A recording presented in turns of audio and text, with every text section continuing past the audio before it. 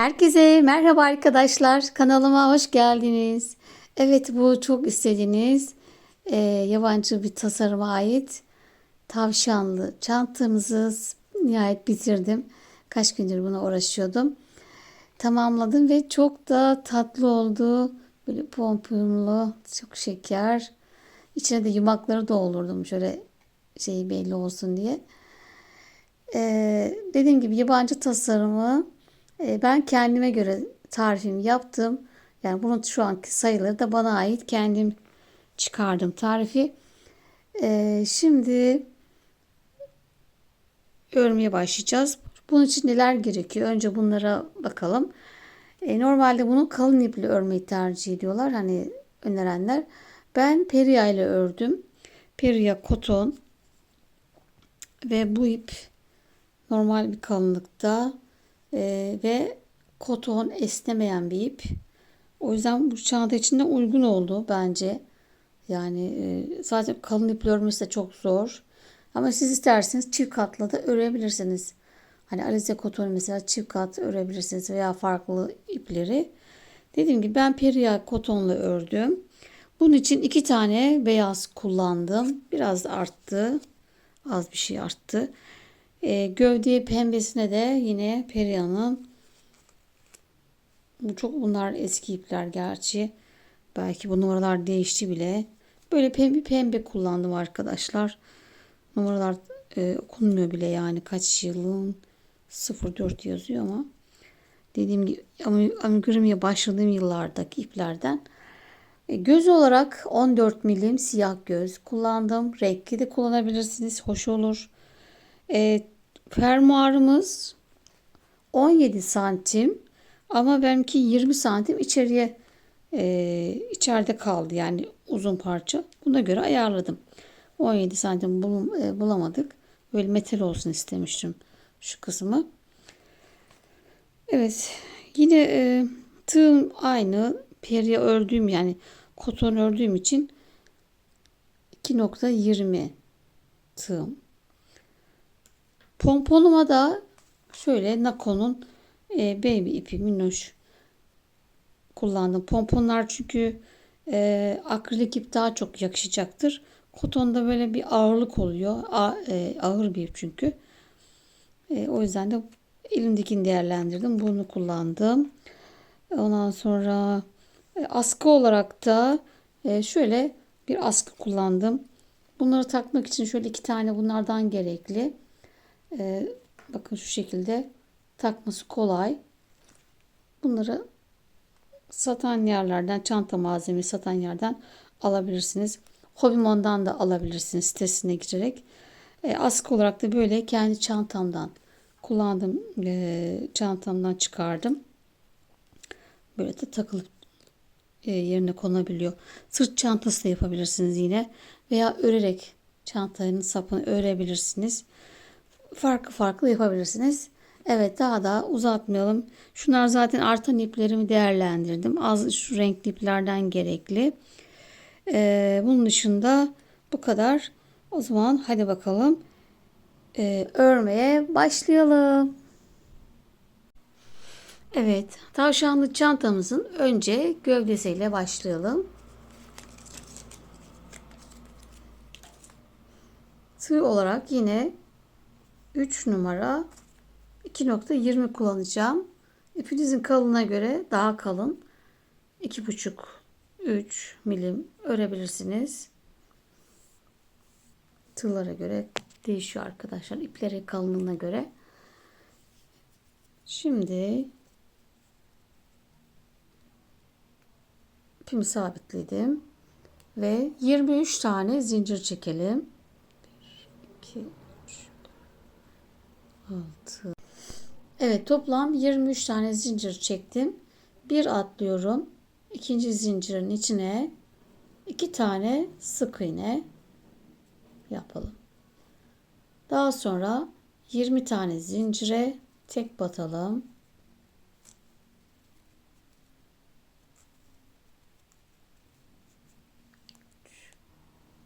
Evet, 20 tane zincire tek battım.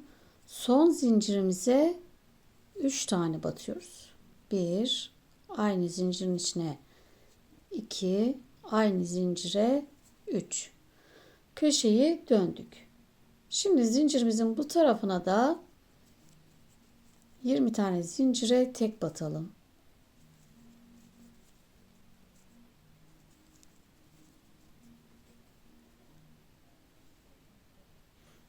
Evet, 20 tane sık iğneye tek battık ve ilk başladığımız ilmeğin içine, ilk zincirin içine yine batıyoruz. Burayı 3'e tamamlamış olduk. 2 taneyle başlamıştık ve 3. Köşede buradaki de 3. Şimdi şuraya bir ip takalım sıra başımızı belirlemek için. 46 tane sık iğnemiz oldu. İkinci sıradayız. Şimdi buradaki 2 ilmeği çift batacağız. 2 tane arttırıyoruz peş peşe. Bu 1. Yanındakine ikinci arttırma. 2 tane arttırdık. 20 tane tek batalım. Sıra sonuna kadar. Bu arada isteyenler çapraz sık iğne yapabilir. Ben normal örüyorum. Çapraz çok vakit alıyor. Nasıl derseniz bilmeyenler için normal yine batıyoruz. Tığı ben böyle alıyorum ya. Sizler çaprazda alttan doğru tığı alttan çekiyorsunuz bu şekilde. Ben üstten alıyorum şu an, bakın böyle. Eli bol olanlar çapraz yapabilir. Ben zaten sıkış örüyorum. Şimdi 20 tane sık iğneye tek batalım. Evet, köşeme geldim. Köşemde 3 tane sık iğne vardı. Bunlara çift batıyoruz. 3 tane peş peşe arttıralım. Bu birinci, ikinci arttırma ve üçüncü arttırma. Köşeyi döndük. Şimdi yine 20 tane sık iğneye tek batalım. Evet, sıramın sonunda tek kalan ilmeğe çift batıyoruz. Yani buradaki köşemdeki 2 çifti bununla üçüncü yaparak tamamlamış olduk. 3 burada arttırdık. 3 de burada. Toplam 52 sık iğne oldu.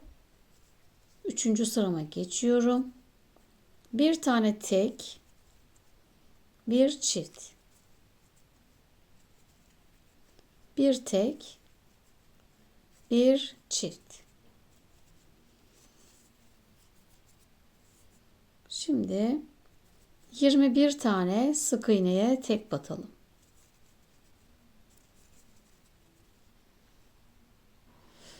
Evet, 21 sık iğne tek battım. Bir arttır. Bir tek. Bir arttır. Bir tek. Bir arttır. 3 tane arttırma yaptık. Tekrar 21 sık iğneye tek batıyoruz.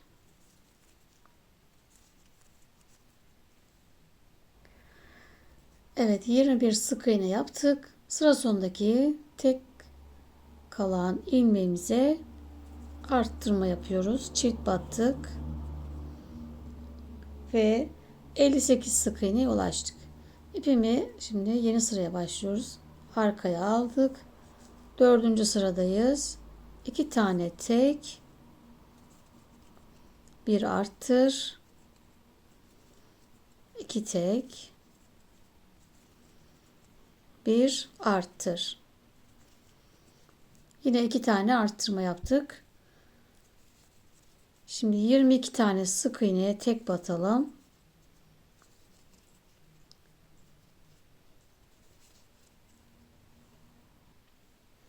Evet, 22 sık iğneyi ördüm.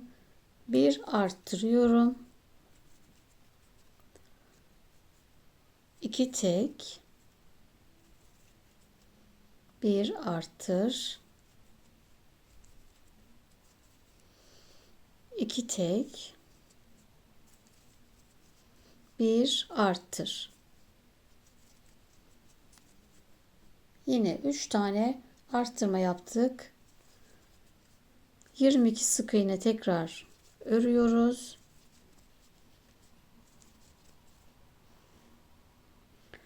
Evet, sıra sonunda yine bir arttırmayla bitiriyoruz. Burayı da 3'e tamamlamış olduk. 2 tane arttırmıştık ve en son burada da arttırarak 1, 2, 3 arttırma yapmış olduk. 3 de burada, her sırada 6 arttırma yapacağız. Şimdi 64 sık iğnemiz oldu. 5. sıraya geçiyoruz. 3 tane tek, bir artır,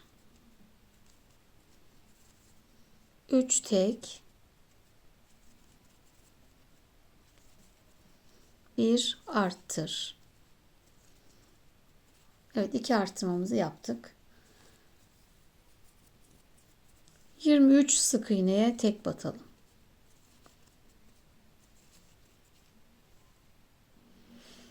Evet, 23 sık iğneyi ördüm. Bir arttırıyorum. 3 tane tek, bir arttır, 3 tek, bir arttır.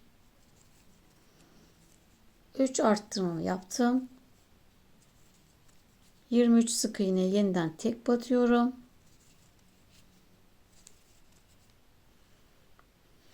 Evet, yine sıra sonunda tek kalan sık iğneye çift batıyoruz. Evet, 5. sıramızı da bitirdik. 70 sık iğnemiz oldu. 6. sıradayız. 4 tek, bir arttır yapalım. 2, 3, 4, bir arttır, 4 tek, 2, 3, 4, bir arttır. Evet, 2 arttırmamı yaptım. Şimdi 24 sık iğneye tek batalım.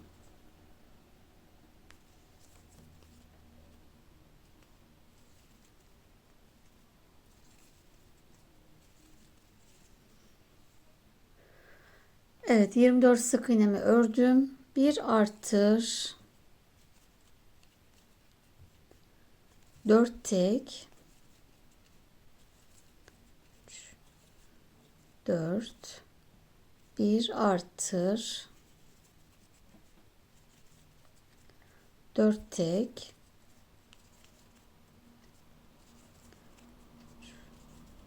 4, bir arttır. Evet, 3 arttırmamı yaptım. 2, 3 arttırma. Tekrar 24 sık iğneye tek batıyorum.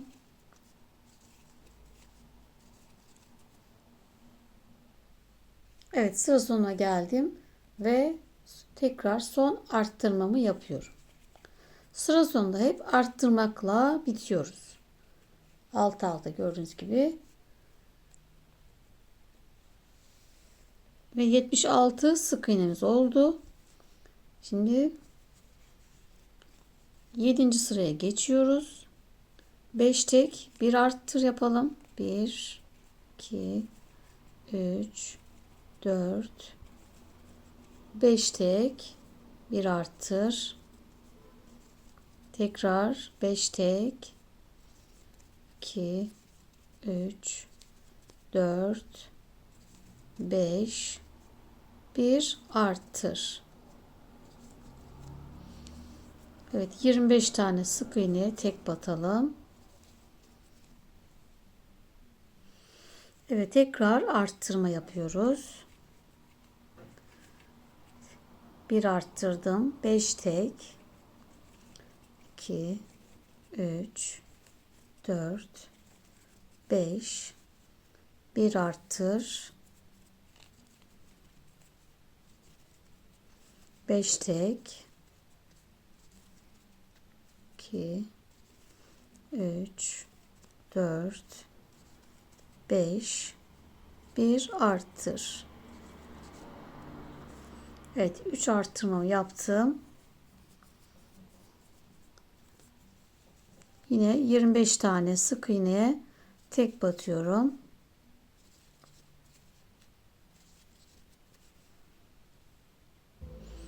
Evet, sıra sonundaki son arttırmaya yine batıp bir arttırma yaparak bitirdik. 82 sık iğnemiz oldu. 8. sıradayız. 6 tek, bir arttır yapalım. Yine 2 tekrar. 2, 4, 5, 6, bir arttır. 6 tek, 2, 3, 4, 5, 6, bir arttır. Şimdi 26 sık iğneye tek batalım. Evet, arttırmaya geldik. Bir arttırdım. 6 tek, 2, 3, 4, 5, 6, bir arttır. 6 tek, 2, 3, 4, 5, 6, bir arttır. Yine 3 tane arttırma yaptım. Yukarıda yazdığım parantez içindeki 3 arttırma demek. Tekrar 26 sık iğneye tek batalım. Evet, sıra sonuna geldim ve son arttırmamı yapıyorum. Toplam 6 arttırma yaptık. 88 sık iğnemiz oldu. Şimdi 9. sıradayız. 7 tek, bir arttır yapalım.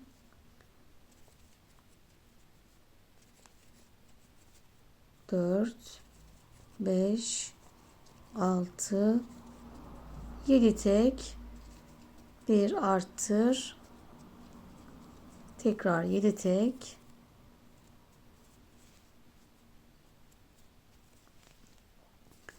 Bir arttır yapıyoruz.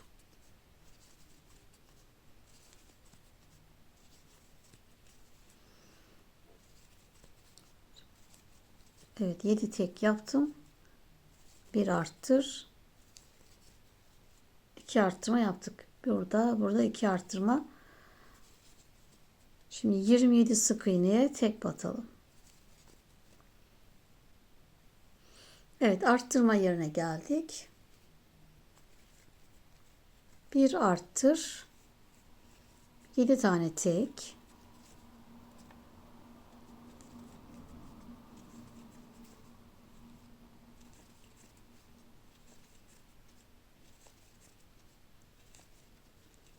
Evet, bir arttır. 7 tek. Bir arttır yapıyoruz. Yine 3, burada 3 tane arttırdık. Tekrar 27 tane tek batalım. 3. arttırmamı yapıyorum. Evet, 27 sık iğne örüp gelelim. Ve sıra sonunda yine bir tane arttırıyorum. Toplam 6 arttırmamı yapmış oldum. Ve 94 sık iğneye ulaştık. 10. sıradayız. 8 tek, bir arttır yapalım. Şimdi burada artık kavradınız. Her sıra bir tane artıyor.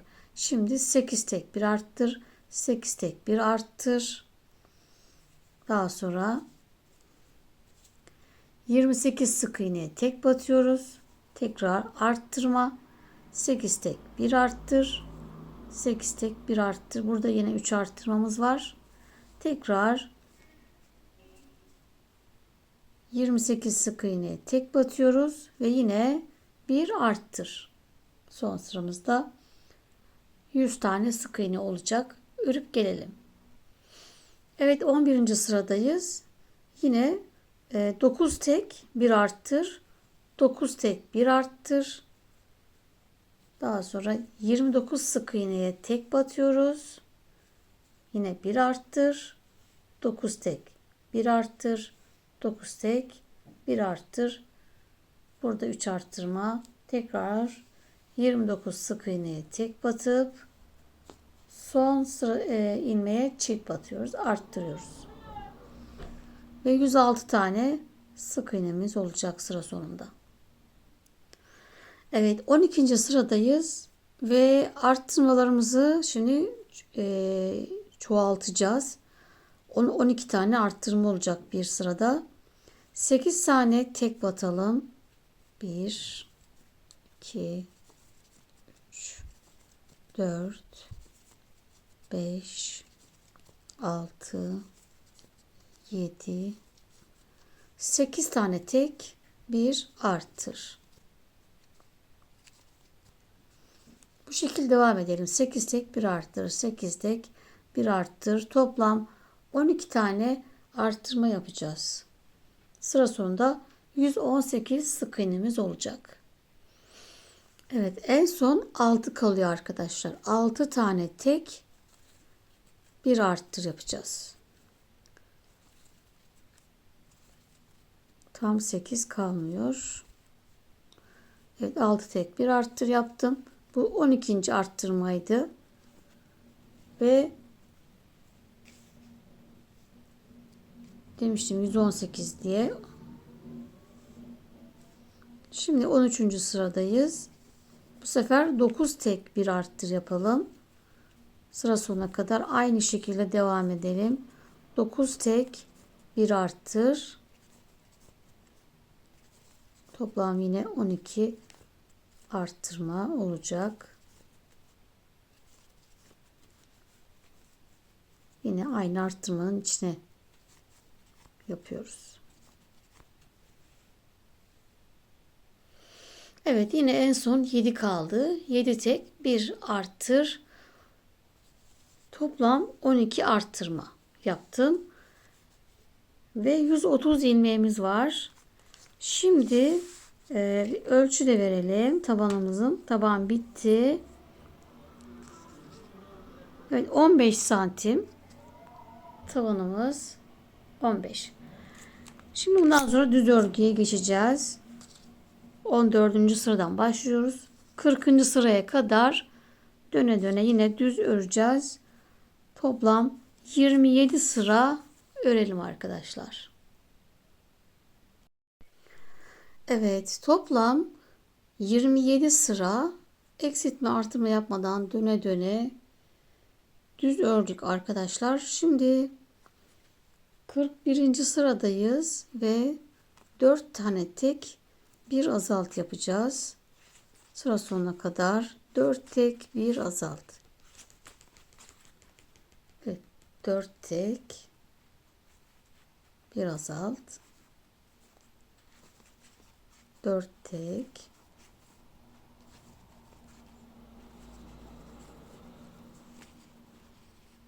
1 azalt. Devam edelim bu şekilde. Tekrar yapalım.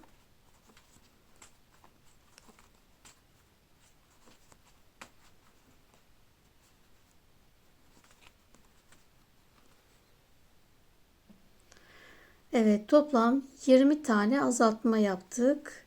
En son 4 kalıyor arkadaşlar. 4 taneyle tek batıyoruz. 20 azaltma var. Ve 110 sık iğne kaldı. Şimdi 5 sıra düz öreceğiz.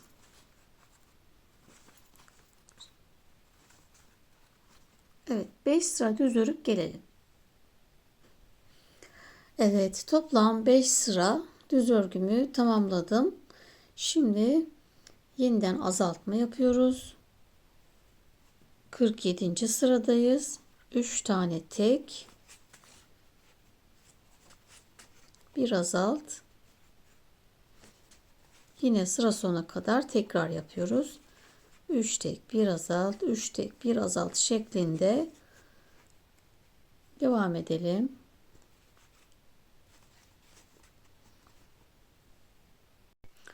Evet, şimdi 48. sıramızı eksiltme arttırma yapmadan düz örüyoruz. Şurada azaltmıştık. Hemen üst yeni sıramızı düz örüyoruz. Şimdi fermuar yerimizi yapacağız. Bu şekilde ben ayarladım. Şöyle düz koyduğumda buraya şimdi fermuar yeri yapacağız. Önce 11 sık iğneye tek batalım. İpimi bu tarafa aldım. 1, 2, 3,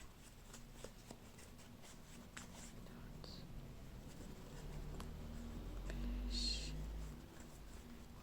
6, 7,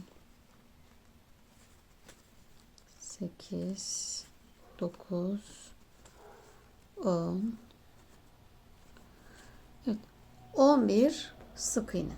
Şimdi 40 tane zincir çekelim. Öyle sıkış olmadan rahatça 2, 3, 4, 5, 6, 7, 8, 9, 10, 38, 39, 40 tane zincir çektim.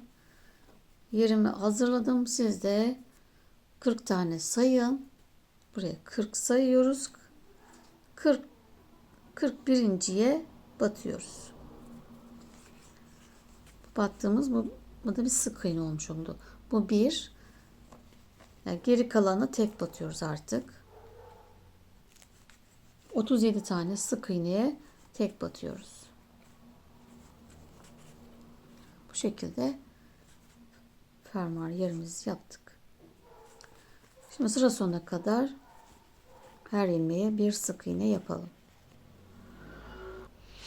Evet, şimdi 50. sıradayız. Ve bu sırada yine 88 sık iğne öreceğiz. Burası başlangıç yerim. Hepsine tek battım. Zincire geldim ve her zincire bir tane sık iğne öreceğim. 40 tane zincir çekmiştik.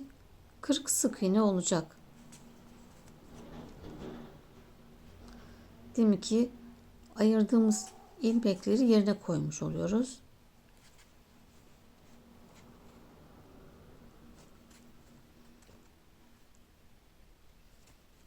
Evet, bu şekilde her birine bir sık iğne yapalım. Daha sonra buraya da yine hepsine tek batalım. 88 sık iğnemiz olacak.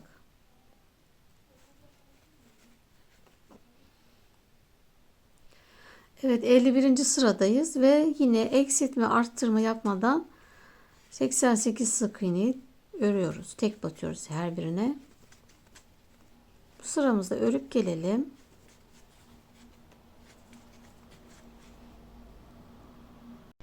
Evet, 52. sıradayız ve toplam 22 tane azaltma yapacağız. 2 tane tekle başlıyoruz. 2 tek, bir azalt. 2 tek, bir azalt. Bu şekilde tekrar yapalım. Sıra sonuna kadar hep sürekli 2 tek, bir azalt.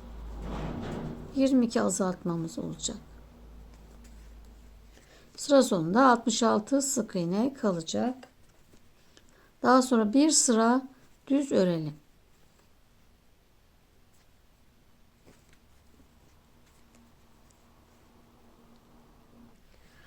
Evet, bir sıra düz ördüm ve ilmek kaydırıp bir zincir çekiyorum. İpimizi kesiyoruz artık.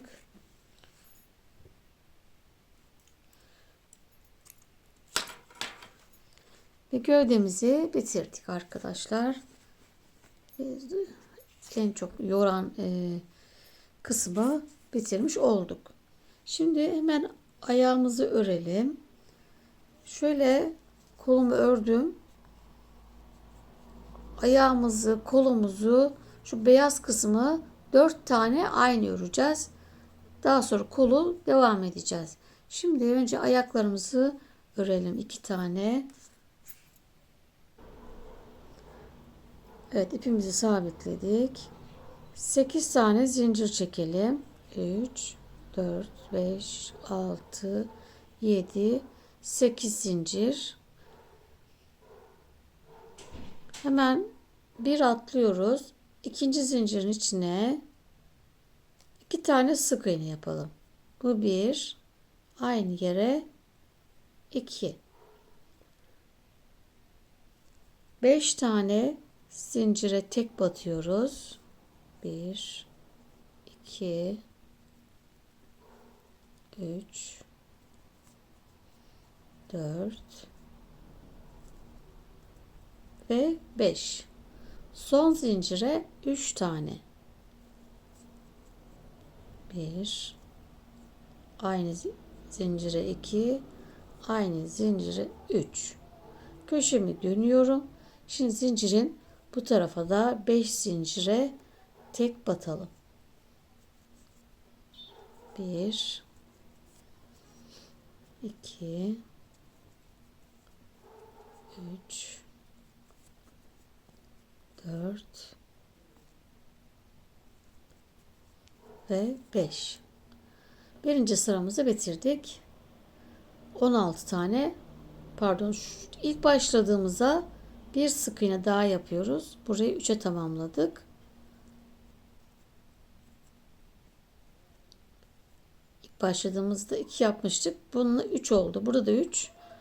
Köşelerde 3 3 6 tane. Toplam 16 tane ilmeğimiz oldu. İkinci sıradayız. Şöyle ip takalım. Sıralarımızı mutlaka böyle ip takalım ki karıştırmayalım. Kolaylık olsun. Şimdi 2 tane ilmeğimize çift batıyoruz. 2 tane peş peşe arttıralım. Bu birinci çift. Yanındakine ikinci çift. Evet, 2 tane peş peşe arttırdım. 5 tane tek batıyorum. 1, 2, 3, 4 ve 5 tek. Köşeye geldim ve bu 3 taneye peş peşe arttırıyoruz. Bu birinci, yanındakine ikinci arttırma, yanındakine üçüncü. Evet, köşemi döndüm. Tekrar 5 taneye tek batıyoruz. 1, 2, 3,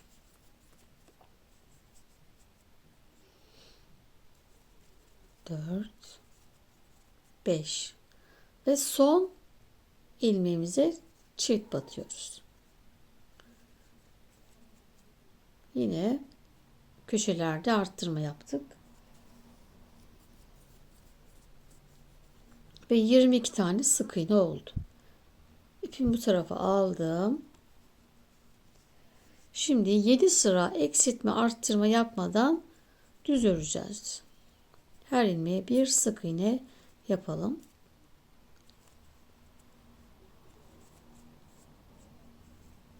Üçüncü sıradayız. Devam edelim. Evet, toplam 7 sıra düz ördüm. Şimdi 10. Evet, şimdi buraya kadar 4 tane aynı yapacağız. Bu ayak şimdi 10. sırada elde eli yaparken azaltmayı arka BLO'dan yapacağız. Ayakta normal ayağı yaparken bu önüne kat, normal kattan alacağız. Şimdi bir bakalım. Yine de bir bakalım. 2 tane peş peşe azaltalım. Öndeki 2 katı alıyorum. Bu birinci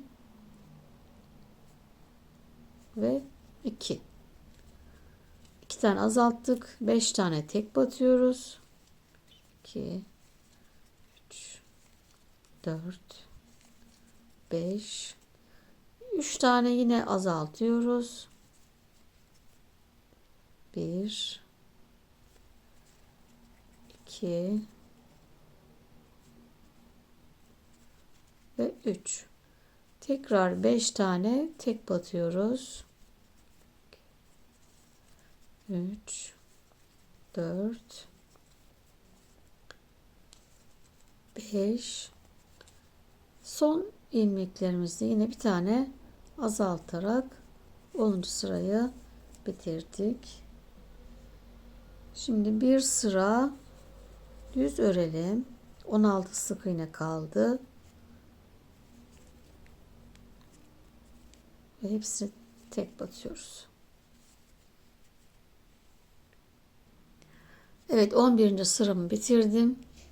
İlmek kaydırıp bir zincir çekiyorum ve ipimizi uzun, dikecek kadar uzun şöyle bir bırakalım. İçine elyaf dolduracağız. Şimdi bundan 2 tane ayak örüyoruz. 2 tane kol öreceğiz. Yani elleri öreceğiz. 9. sıraya kadar örüp gelelim. Evet, toplam 2, 4, 6, 7 sıra düz ördüm. 9. sırayı bitirdik. 10. sıraya geçiyoruz. Dediğim gibi elde arkadaki tek kattan örüyoruz. Öbür ayakta normal batıyorduk. Şimdi 3 tane şöyle yapalım. 2 tane peş peşe azaltıyoruz. Arkadaki tek kattan, BLO'dan. Şimdi bu tarafta böyle alması zor. Ben o yüzden birini buradan, birini de alttan giriyorum. Şöyle. Bu bir.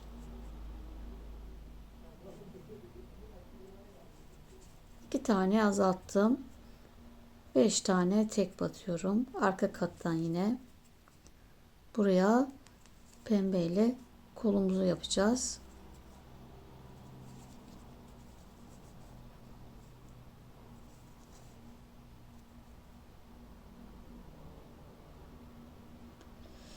Bir, iki, üç, dört, 5 tane tek yaptım. Şimdi yine 3 tane peş peşe azaltıyorum. Bu 1, 2, 3. Yine 5 tane tek batıyorum.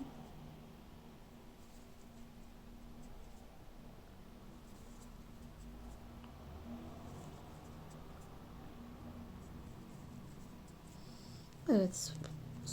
Buradaki 3. azaltmayı da buradan yapıyoruz. 2 tane azaltmıştık.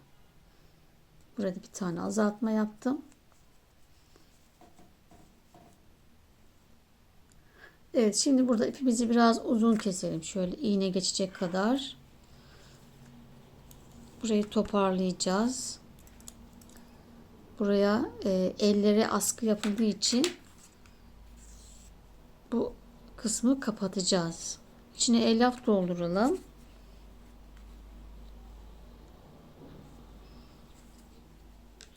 Biraz elyaf yapalım.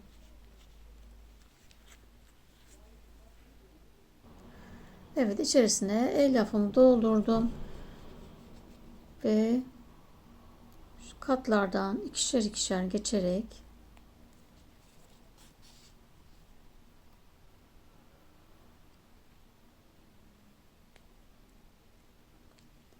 burayı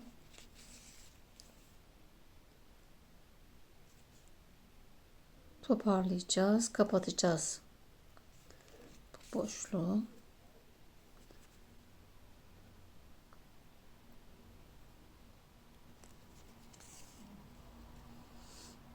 Ya da şöyle kapatıverelim. Ne gerek varsa böyle. Şöyle buraya kapatıyoruz. Burada bizim önemli olan bu kısmın kapanması. Hani burası askı takılacağı için buranın hani kaymaması için kola doğru bu şekilde tasarlanmış. Güzel fikir. Ama burayı bu şekilde kapatabiliriz. Öyle tekrar uğraşmaya gerek yok. Evet. Elimizi böyle 2 tane yapıyoruz. Şimdi kola geçeceğiz pembeyle. Şimdi kaldığımız yerden pembeyle devam edelim.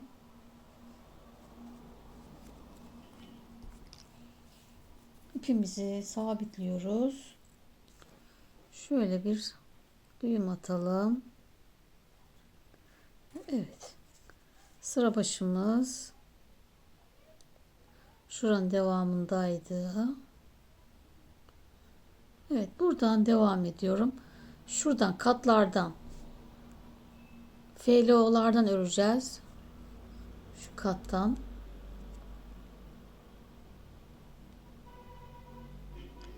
Fark etmez. Şuradan başlayalım.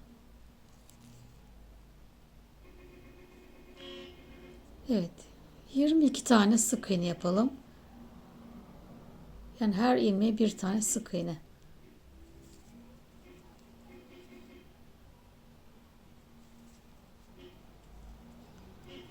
Şöyle alttan doğru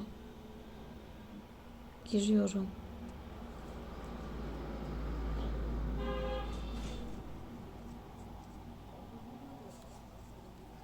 Evet, buraya örüp gelelim. Evet, sıra sonuma geldim. 10. sırayı bitirdik. Şimdi bundan sonra 6 sıra eksiltme artırma yapmadan düz örüyoruz. Yani bununla beraber 7 sıra olmuş oluyor. 7 sıra düz örüyoruz.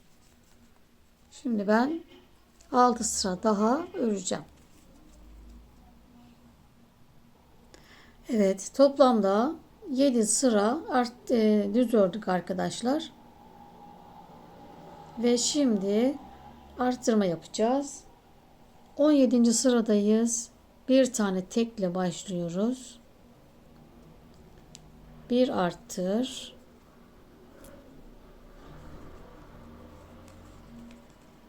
Bir tek. Bir arttır. Evet, 2 tane arttırma yaptık.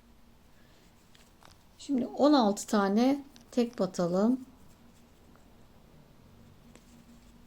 1 2 3 4 5. Evet. 17 tek yapalım arkadaşlar. 16 değilmiş. 17 tane tek, bir arttır. Üçüncüyü de buraya arttırdım. 3 arttırma yaptık. 25 sık iğnemiz oldu. Şimdi 2 sıra eksiltme arttırma yapmadan düz örüp gelelim.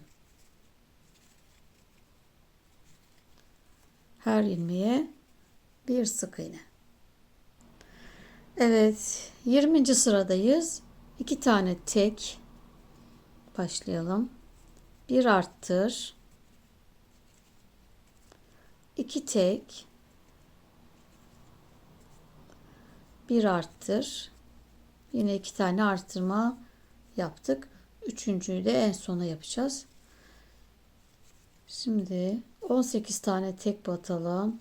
2, 3, 4, 17 ve 18 tane sık iğne tek battım.